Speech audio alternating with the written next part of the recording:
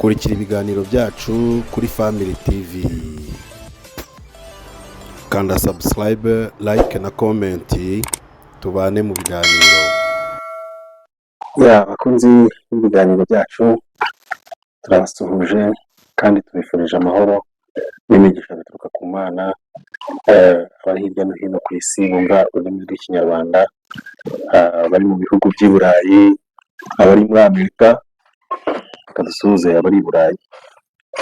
Cyane ko buriya tugira n'abantu benshi badukurikirana bari i Burayi, turabashuhuje kandi tuba twifuza ko badukurikira ari benshi bakamenya ibiri iwabo, ko haramutse hari n'inshuti zacu ziri muri Australia. koko se burya muri Australia hari inshuti zacu. biba byiza iyo umuntu amaze kugira inshuti ku migabane itandukanye. Hari n'abari mu Butaliyani, inshuti zacu ziri mu Butaliyani turazisuhuje. Mbwiye ngo ni yamba itari imwe yo kwamburwa abana n'imwe rukara yikanze ntabwo rwose. Yewe hanyuma nk'uko bisanzwe rero tubagarutse mu kiganiro cyacu, ahangaha iyi cano twayitangiye kugira ngo tujye tuganira ku bibazo kenshi bimwe na bimwe bigaragara mu ngo, mu muryango. Abantu benshi rero buriya bazi ko umuryango ngo ari umugabo n'umugore gusa. Umuryango uvuze ikintu kinini, umuryango uvuze ikintu kinini, it can be nuclear family cyangwa se ikaba extended, umuryango wagutse. Ibyo rero umugore n'umugabo, abana, waba umuryango wagutse twongeraho ba masenge, aho ba nyirarume, abo ngabo nibo bagenda bagakora igihugu. Burya no kugera ku gihugu cyane umuryango. Kuri iyi cano yacu ariko twibanda cyane ku muryango, ubu ni ukuvuga papa, mama n'abana, tukagarukira aho ngaho. Icyo bita mu cyongereza nuclear family. Kuko burya abantu mutabana mu rugo akenshi na kenshi ntabwo ubitaho cyane. Nubwo wenda ushobora gukurikirana imibereho yabo, ubuzima bwabo, ariko burya biba byiza cyane tugarukiye ku bantu babana mu rugo. Abantu babana mu rugo burya ni naho niho igihugu gishingiye, niho sosiyete ishingiye kuri abo bantu babiri. Iyo babanye neza, iyo babayeho neza, bifata n'abandi ugasanga muri rusange igihugu cyose kibayeho neza. Hanyuma nk'uko bisanzwe rero muri kumwe na Aime Moses, musanzwe mubana kuri iyi cano yacu. Hanyuma abantu badukurikiye nabo bashaka kukumenya, bamaze kumenyera rero n'imfura ya Karori, nkaba nitwa Jacques Iradukunda.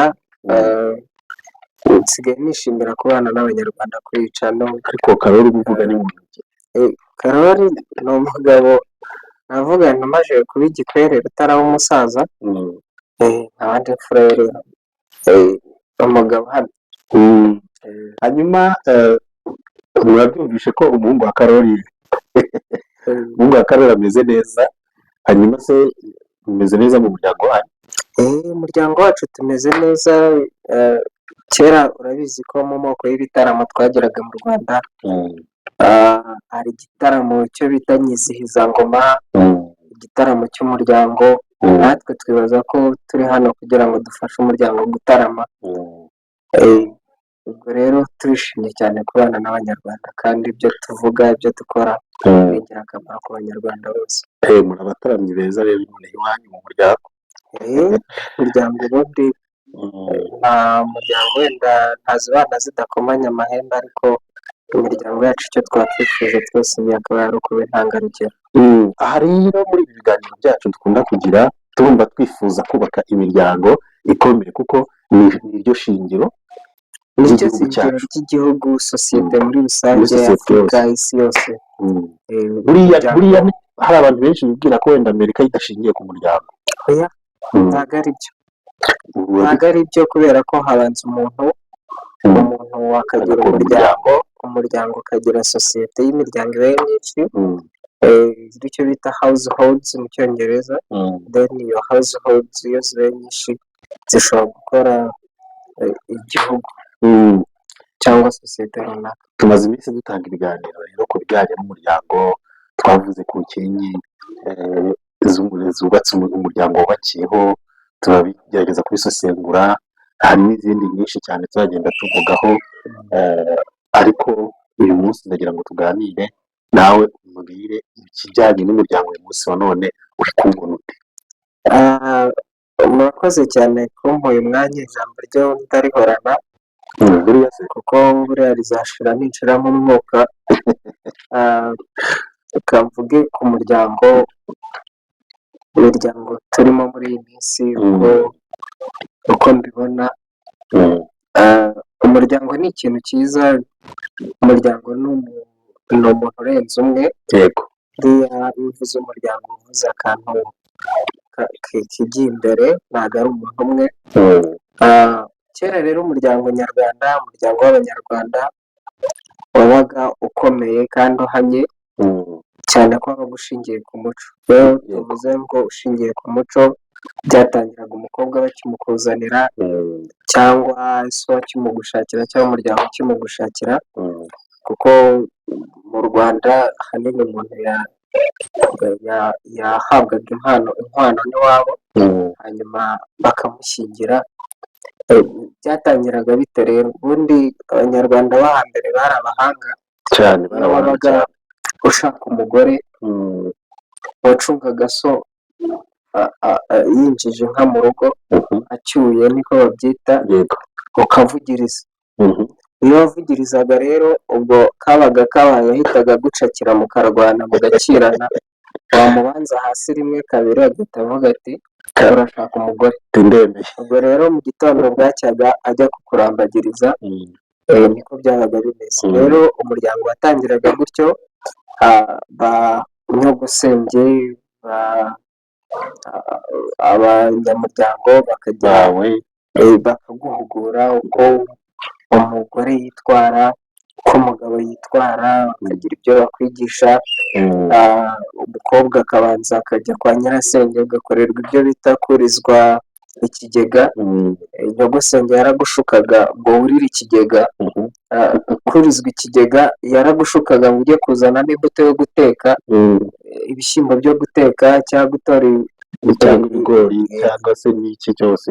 Abanyarwanda bakundaga no guhunika n'amasaka, kugira ngo wurireyo ajye munsi akurunguruke, hanyuma arebe ko wagwije. Yarebaga ko wagwije, niko mu Rwanda babyitaga. Akareba ko wagwije imyeyo, yasanga utaragwiza akabona aho ahera kuganiriza, kugira ngo urugo rutazakunanira cyangwa wagerayo umugabo akaba yakugaya. Rero umuryango wabaga wubakitse kandi abantu babitangiraga umwana akiri mutoya, bakajya mu rubohero bakabwirwa amabanga y'abantu bakuru.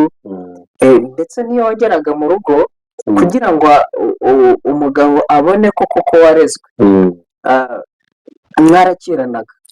Ntabwo wageragayo ngo uhite ubabiri hanze mutangire mwubake urugo udakiranye. Wageragayo ukabyanga, hanyuma rero kwihagararaho uko nguko byabaga ari umuco. Umugabo nawe byatumaga n'umugabo abona ko warezwe. Iyo wageragayo ugahita uba umwasama, yahitaga akubona imboga mu menyo, ukamenya ko uri icyomanzi, nta burere wahawe. Umugabo rero nawe iyo ntambara yayirwaniraga kutayineshwa. Avuga ati ataza kuvuga ko ndi ikigwari, iyi ntambara ikaza kuntsinda. Ngayo nguko uko byagendaga rero, hakaba hari abasore baje kumviriza, warangiza kubaka urugo kuri iyo nshuro bakumvirizaga, ugahita usohokana igicuma mugasangira, bakagushimira ko bari umuntu w'umugabo. Rero umuryango watangiriraga aho ngaho, ariko ukaguma mu rugo rwawe udahanganye. Ndavuga ku ruhande rw'abagore, atari bimwe by'ubu ngubu umuntu bamubwira uburinganire agahita yumva ko ataye inshingano, agiye kurara mu kabari, agiye guta abana, byabaga ari ibintu byiza cyane. Umugore akanamba ku rugo rwe, kabone n'ubwo umugabo yakigira nabi akigira icyo ntazi, umugore akaguma abungabunga urugo rwe, ugasanga rero umuryango urakomeye. Bijya gucika rero, uragera mu ngo nyinshi ugasanga abana n'aba bakozi, umukozi niwe urera abana, niwe bajyana ku ishuri, niwe umenya ko barwaye, iyo diregiteri atumyeho abana ku ishuri umukozi niwe ujyayo, mama ari bize ntakimenya umwana uko yakarabye, ababyeyi bagihereza umwanya abana, urajya kureba ugasanga noneho kankubwira agashya n'izi geto zacu tubamo, ugasanga umuryango urakodesha mu nzu y'icyumba kimwe cyangwa bibiri kubera ko wikendi yabo yikunze cyane, arumva yishakira kuba ari kumwe n'umugore we, ba bana bari bamaze icyumweru batamubona, ahise abohereza kwa nyirakuru, abohereje kwa ante kugira ngo abone uko agirana ibihe byiza n'umugore we, abo bana bakarengana. Uyu munsi biriwe ku ishuri kugeza ku wa gatanu, ariko kubera ko uvuga ute bana nabo bataza kurinshishamo, uyu munsi ndi buze kwirirwa nezewe n'umugore wanjye, niwe bagiye kwa nyirasenge. Ugasanga rero nibyo byatumye umuryango uhura n'ibibazo, utangira guhura n'imbogamizi, hakazamo aya matelefone yaje y'amasimatifone nayo, urajya gusura abantu, umugore ari hariya, umugabo ari hariya, bose barokipe kuri cati gusa, bashaka no kukuganiriza, ukivugana nawe ufata telefone bikagushobera nawe ugacata, wari uje ukumbuye abantu, ugasanga bamanitse rawuta mu nzu, netiwake irahari, ugasanga n'izo mbogamizi imiryango yacu igenda igira. uyu munsi ngenda umurezi turacyafite abana barezwe n'izo murandasi, bafite imico yavuye kuri murandasi, ugasanga akana kafasha kandi karagasoma, ntikarekure ukayoberwa ibyo anyunyuzamo bikagushobera, usanga umwana umusanze ari hejuru y'undi. Kera iyo byabaga umubyeyi yarateshaga, none ntuzi aho bibera, ntuzi filime abana bari kureba bayikuye kwa nde, ntuzi iyo filime ngo ikubiye n'ibiki, ntuzi ngo biri mu bigisha iki. Ngaho nguko rero umuryango w'uyu munsi ni uko umeze, ntabwo byoroshye, tutagarukira aha abanyarwanda turafite. urakoze cyane, usobanura ibintu byinshi cyane ku bijyanye n'imibereho umuryango ufite muri iyi minsi ya none. Ariko se none ibi bintu twakora iki kugira ngo bikosoke? Nkawe nk'umurezi, njyewe nk'umurezi mbona kugira ngo bikosoke ahanini harimo imvune, kubera ko ntuzabuza umubyeyi kujya guhaha, kubera ko imvune irimo, ariko nanone ntitwabyirengagiza ngo ni uko bivunanye, ariko dukwiye gushaka byibuze igisubizo. ntabwo uzabuza umubyeyi kujya guhahira i Rubavu, kandi ibyo yahashye ari byo bituma abo bana bakura, navuga ngo ibijyanye na nutrition bameze neza. Ariko icyo navuga, ababyeyi nibahahe, nibashugurike, iyo si turimo nibakore cyane ndetse, ariko nanone bibuke ko hari igihe bashobora gukora bakazasanga abana bakorera bararangije. Ugenda ukore, umubyeyi kuba umubyeyi no kuvunika, ugaruke umenye ngo aba bana banjye bakoze imikoro, aba bana banjye baryama bate, aba bana banjye bakaraba bate, abana banjye nirwana nabo ryari, ese nzi imico yabo, ko dufite ababyeyi bibeshya ko bazi abana ntabo bazi. Umwana akabaho kwihishamo, ntuzi umwana ngo arakarate, ntuzi umwana wawe ngo akunda iki, ntuzi umwana wawe ngo nta kintu bazi, kubera ko wamubyaye uhita usigira umukozi arahe kurigendera. Ngayo nguko rero, ariko icyo nashishikariza ababyeyi, niba uyu munsi uri lecturer muri kaminuza, ukaba n'umudepite icyarimwe, uyu munsi ukaba uri n'umuganga ku bitaro runaka, iyo mirimo itatu ufite, ibuka ko abana uhahira ejo ushobora gusanga batagihari. Gerageza nibura umenye ngo aba bana bariye ibiryo batekewe na mama ryari, aba bana si ibiryo ibyo kurya babitegurirwa bate, babihererwa kuki. Ibyo byose ubimenye, wirirwe mu rugo umenye abana bawe batembereze. Ngaho nguko naho ubundi twazasanga umuryango nyarwanda ari ibiyobyabwenge gusa, ari ibihazi.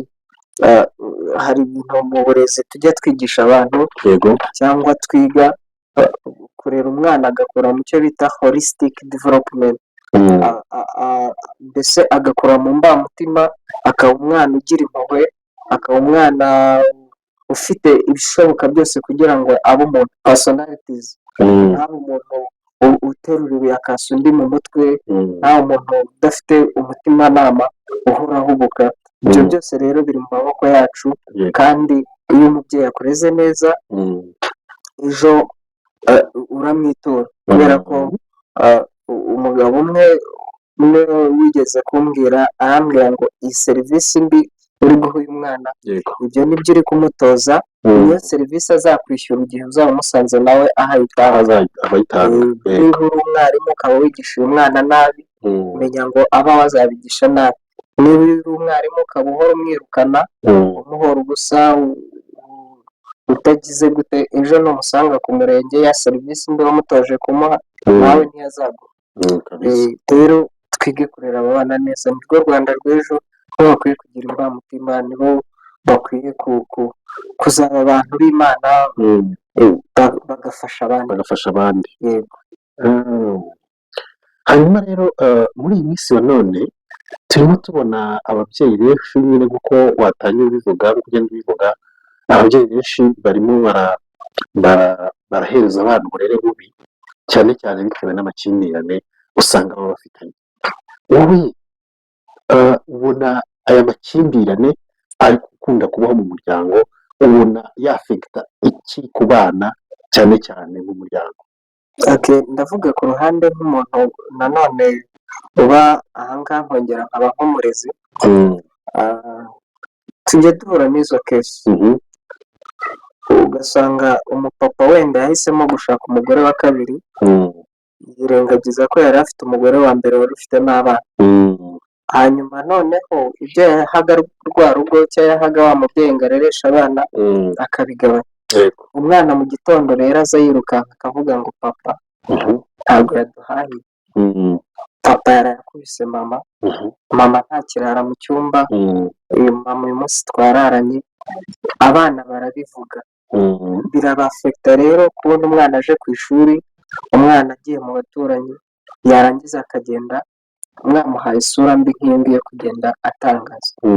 So rero abana ntabwo navuga ngo bagira ubutabera, ni ukuvuga ko bo barera, bo ibyo babonye byose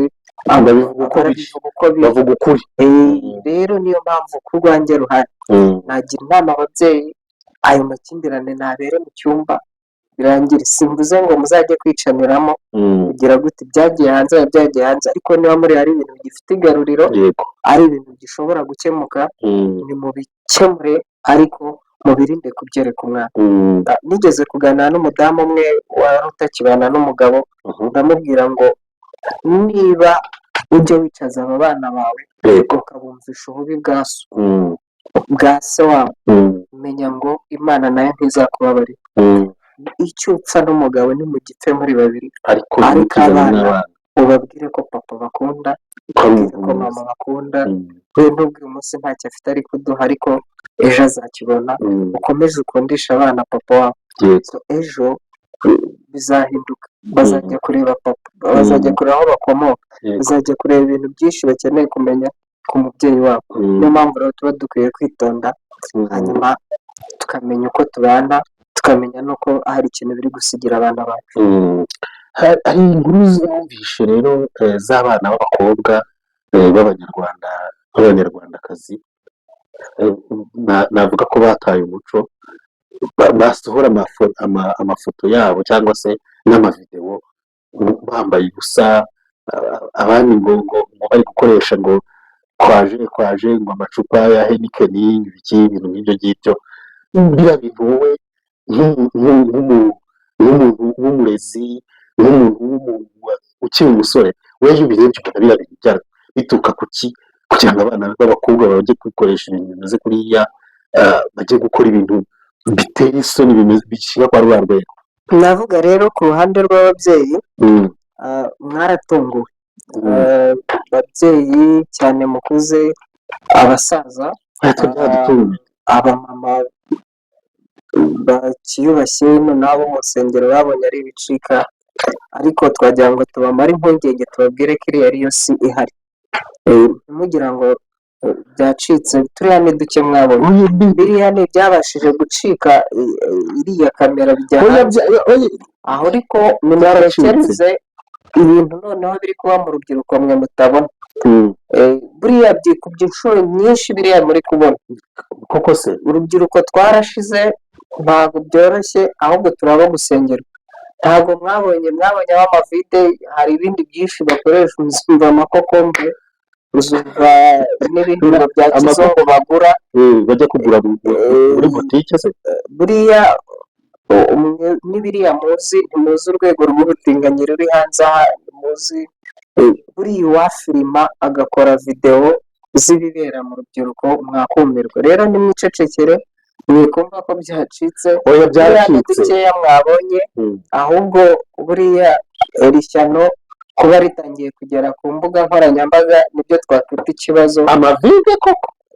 nibyo twakwita ikibazo kuba bitangiye kujya ku karubanda ubundi twagiraga amahirwe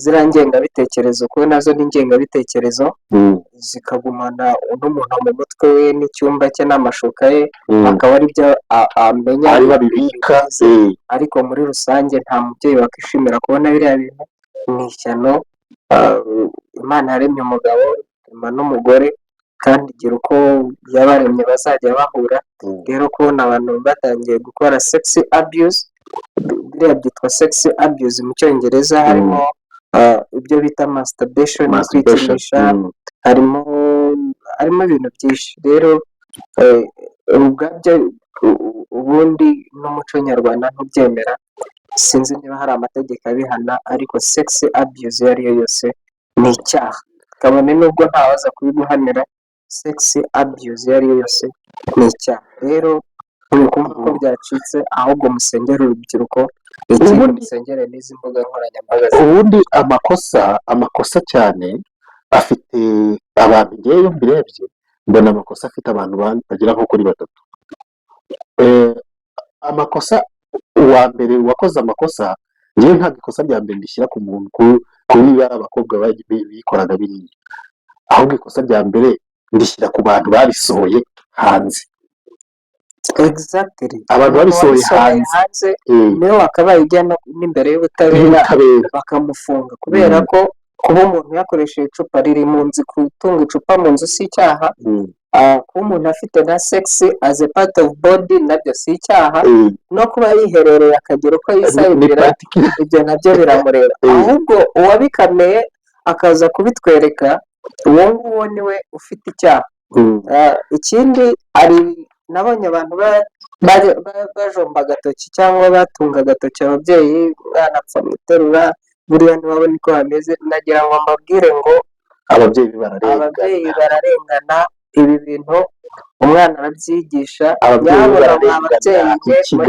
ikigare nicyo kibikora ikigare kimereye nabi urubyiruko nicyo kibikora ku mashuri abana turi kubohereza kwiga bakiga gutingana turi kohereza abana ku mashuri bikaba ibibazo bakaza bafite imico utamenya nibyo bya bindi nakubwiye umwana akaza yazanye ibintu nk'ibyo by'ishyano akabana nabyo ntushaka kumumenya ntuzi ibibera muri telefone ye ntuzi ibibera muri laptop ye ntuzi inshuti ahura nazo wahisemo kuba bize ntuzi umwana wawe igihe atahira ejo uzasanga byararangiye nicyo cya kibazo rero twavugaga cy'umuryango ubu ni uwa mbere rero nkubwira wakoze amakosa biba bisohoye uwa kabiri abakabiri bakora amakosa ni aba banyamakuru noneho babitangaza bakabigira public twajyaga tubigarukaho no mu biganiro byacu byashize abantu bo ku mbuga nkoranyambaga dufite ubuyobozi bwite bwa leta bukwiye kubakurikirana kuko bitari ibyo baratuma kuko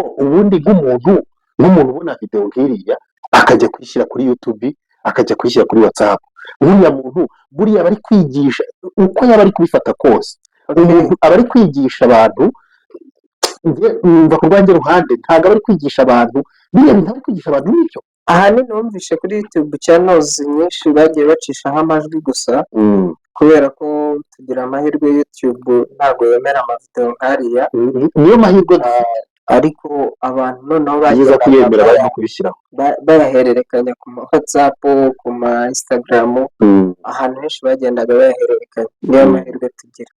Ariko ngarutse ku by'abanyamakuru, baratwangiriza kandi nibaza ko ibyo gukoraho birahari, umukuru w'igihugu gushakiraho amafaranga birahari. umukuru w'igihugu yabavuzeho niyo bavuze ngo burya babanza kwambara ubusa, uko tubabona bambaye ubusa biyambika ubusa ku mbuga nkoranyambaga, uko tubabona barahereye mu mutwe, burya mu mutwe naho bambaye ubusa, niko umukuru w'igihugu yabivuze. Ariko kandi burya yabivuze ukuri, ntabwo umuntu kameme yajya kwiyambika ubusa kugira ngo video ayishyira hanze, nabwo mu by'ukuri ntabwo yaba yambaye mu mutwe pe, umutwe we ntiwambaye, simpamya ko umutwe we waba wambaye.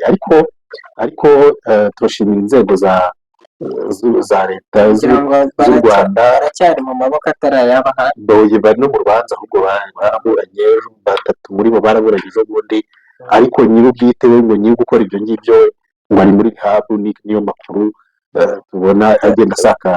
hari igihe rero buriya RIB ibona umuntu igasanga akwiye kuvuzwa kurenza uko akwiye, ariko ubundi ngo niwe watanze ikirego. Ubundi bijya gutangira kugira ngo RIB ibyinjiremo, ubugenzacyaha nyine bubyinjiremo, niwe wagiye gutanga ikirego, ajya kurega bagenzi be ko basohoye amavidewo yiwe. Noneho agezeyo RIB imupimye isanga bimusangamo ibiyobyabwenge. Noneho na ba bakobwa bose bari bari kumwe babafashe babasangamo nabo ibiyobyabwenge. Mu by'ukuri ikintu cyitwa ibiyobyabwenge byangije umuryango kurenza uko noneho twabitekereza mu gihugu cyacu. Kandi noneho ibinyobwa by'ibiyobyabwenge abantu babitangira ari test, abarundi babyita ngo ni ibiyayuramutwe. ibyo biyayuramutwe bizajya biyayure n'amaguru, biyayura n'amaguru bikayayura neza. Ariko none se niba bisigaye bitegeka abantu kujya gukoresha amavide, urumva bidakaze nyine. Ikibabaje ni uko bitangira gahoro, umuntu azi ngo ari gutesitinga, bari kumva uko bimera, umusitari. hari uburyo bajyaga bafata itaba bakabona biteye ishema, kugira ngo akumva nuko babitangira gahoro gahoro, akisanga atagishoboye kubireka. Ariko kimwe mu bintu njye ntajya amenyera, ifoto y'umuntu w'igitsina gore wacometse urumogi. ngira ngo abo wenda hari barumva wenda nko mu gikoma cyangwa mu cyayi, sinibaza ko hari umuntu iyo mbonye mu gitsina gore afite itabi gutya bajya bavuga uburinganire. ariko rero ababyeyi bakobwa, ari ibintu bitabereye umwari w'u Rwanda kunyura ku muntu afite itabi uku nguku ari igitsina gore, kunyura ku muntu ibyuma bitakara, bya bindi by'ibyuma bizabakata n'umutwe n'inda by'amarikeri. abakora rikeri mu mbabarire, ntabwo ariko kuvuga ukuri by'umutumirano, hari igihe usanga handitseho ko ntawemerewe kuyinywa ari munsi y'imyaka 18, ugasanga abo bari kubikoresha bafite 15, 16, 10 n'ingahe, kandi noneho ntibasomeho ko handitse ngo tunywe mu rugero, ugasanga yanabaye byinshi. Rero nta mugore uberewe no kunywa ibiyobyabwenge, nta mama w'u Rwanda, umuntu uzabyara umuntu wabyaye umuntu rumaga yabuze uko amwita akavuga ngo umugore si umuntu, dukwiye ibiyobyabwenge rwose, kuko nitwe barera. Abagore nibo batureze, nibo baturera, nibo batubyarira kugira aho banaturera, nibo badutwise amezi 9. umugore ntakwiye guta urugo, akwiye kuba umuntu wiyubashye, natwe tugaheraho tukamwubaha. umugore asa neza, urugo ruba rusa neza. iyo umugore azi ubwenge, umuryango wese uba uzi ubwenge, umeze neza. niyo mpamvu dukwiye kuvuga ngo ishingiro ry'urugo rishingiye ku mugore. niyo mpamvu mu itorero rimwe ryo mu Rwanda bajya bita ADEPR, ariko no mu Rwanda no mu ndangagaciro zo mu Rwanda nyarwanda bavuga ko ari ba mutima b'urugo, ADEPR wenda kandi umutima tubamamaza, ntabwo baracuruza, ntabwo bacuruza, abakozi b'Imana, ni itorero rikora umurimo w'Imana, babita imiryango ishingiye ku madini. bavuga rero bazajya babishyuza kubivuga, ariko bavuga ko nta kibazo.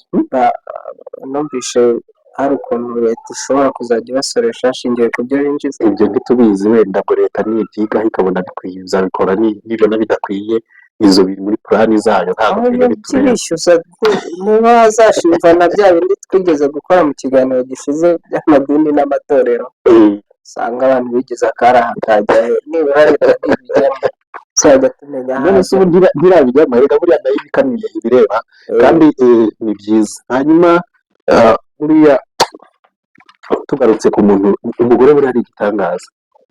Umugore ni ikintu gikomeye mu muryango, niyo mpamvu atarakwiye kwitwara nabi. Nanone n'umukobwa, umwana w'umukobwa utegereje kuzaba umugore w'ejo hazaza, utegereje kuzabungabunga umuryango, kuzaba umutima w'urugo, kandi twamaze kubona ko umuryango ari ryo shingiro ry'igihugu. Ntabwo akwiye kwitwara kuriya, ntabwo akwiye kugira imyitwarire imeze nabi kuriya. twabonye ko umukobwa yitwaraga burya niyo yageraga mu rugo bagasanga atari isugi, wajyanaga gushyingira umukobwa wawe, ariko wagera mu rugo ugashima Imana ubonye agumye, kuko bahitaga bamugarura bihuta, twasanze nta kigenda cye ubonye mu gitondo, umwana wawe ubonye mu gitondo batakuzaniye kado birimo ibitiritiri n'intuza, kuzanira inka y'umurindi. Inka y'umurindi yahabwaga umuntu w'ikigwari, umubyeyi wareze nabi. Sinzi uko inka bazanaga yitwaga, ariko yabaga ihari. Iyo y'umurindi yahabwaga umuntu wacitse abandi ku rugamba, muri cya gitaramo kimwe cy'ibwami, igitaramo niba ari mvarugamba sinzi uko bacyita, cyo kuvuza amacumu bijyanye n'ibyo ngibyo. Rero niho umuntu rwose bamugayaga, baravuga ati wowe wareze nabi rwose. Iby'ubu rero abakobwa buri iki gihe uyu munsi wa none, ntabwo urebye ntabwo ari ibintu bijyanye n'uburere, kuko ubona barananiye n'ababyeyi babo. Ariko icyo navuga, nagira inama ababyeyi, umunyarwanda yaravuze ngo aho kurata inkovu zo mu mugongo urata izo mu gituza. Nibura bivuze iki? Bivuze ko uwakurashe yakurashe ugerageza kwirwanaho, uwakurashe mu mugongo yakurashe uhunga, uri guhunga. nibaze begera aba bana, hanyuma noneho nibinananirana uzabe nta kutagize, nta rubanza inkovu zo mu gituza, aho kugira ngo bigaragare ko wari warahunze, warataye inshingano. Bakunzi bacu rero, turimo turaganira ku muryango nyarwanda, uburyo umuryango ari ishingiro, cyangwa se ari ishingiro ry'igihugu, ari ryo igihugu cyubakiyeho. Niyo mpamvu banyarwanda mwese, aho muri bantu batuye isi n'abatumva ururimi rw'ikinyarwanda, mwajya mukora taranzileta rwose mukumva mu cyongereza cyangwa se mu rurimi rw'iwanyu mwumva. Turaza no kujya ibiganiro tubibaha mu zindi ndimi, none se ko nta mashuri turayafite, ariko birakwiye, abanyarwanda twarize. Birakwiriye ko rero mudukurikira, muza tugafatanya, tugahagurukira icyarimwe. Ku ruhande rw'urubyiruko turi kumwe na Jacques hano, azadufasha kwigisha urubyiruko ikintu twakora kugira ngo umuryango wacu usubire imere neza, usubire imere. Erega buriya se umukobwa ntiyakwambara neza ngo agaragare neza atambaye ubusa? byakunda rwose, byakunda. kandi buriya akambabwira, gusa neza ntabwo ari ukuba ibintu byose biri ku karubanda.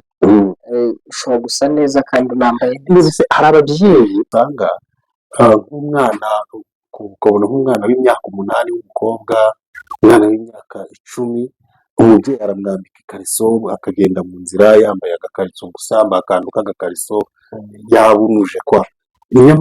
Nyamara noneho ukibaza, ese nk'uwo mwana uba wambaye gutya afite imyaka 8, afite imyaka 10, ubundi ubwo ageze mu myaka 16 wamubwira ngo niyambara ijipo igera mu ivi cyangwa munsi y'ivi? Ntibishoboka, kubera ko ahanini usanga yarabitojwe akiri muto. Umubyeyi wakumiriye ibyo ngibyo akabikumira hakiri kare, umwana akiri muto, agera muri ya myaka ari umwana usobanutse, ari umwana wo guhishisha mu muryango. Abanyarwanda bavuga ngo igiti kigororwa kikiri gitoya.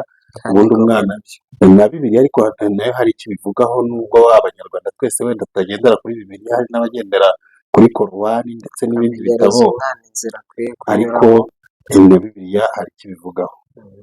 Bakunzi bacu rero, turabashimiye ko mukomeza kudutega amatwi. Nimukomeze nyine mukore subscribe nk'uko twabibabwiye, like ndetse na comment, mudushyigikire kugira ngo ibiganiro byacu bijye ahantu hose, badutera n'inkunga badutera n'inkunga, natwe tugatera imbere nk'abandi, tugaya aho tuba twarengereye, bakatugira inama, kandi ibi biganiro by'umuryango ni byiza, bajye babyandika muri komantere.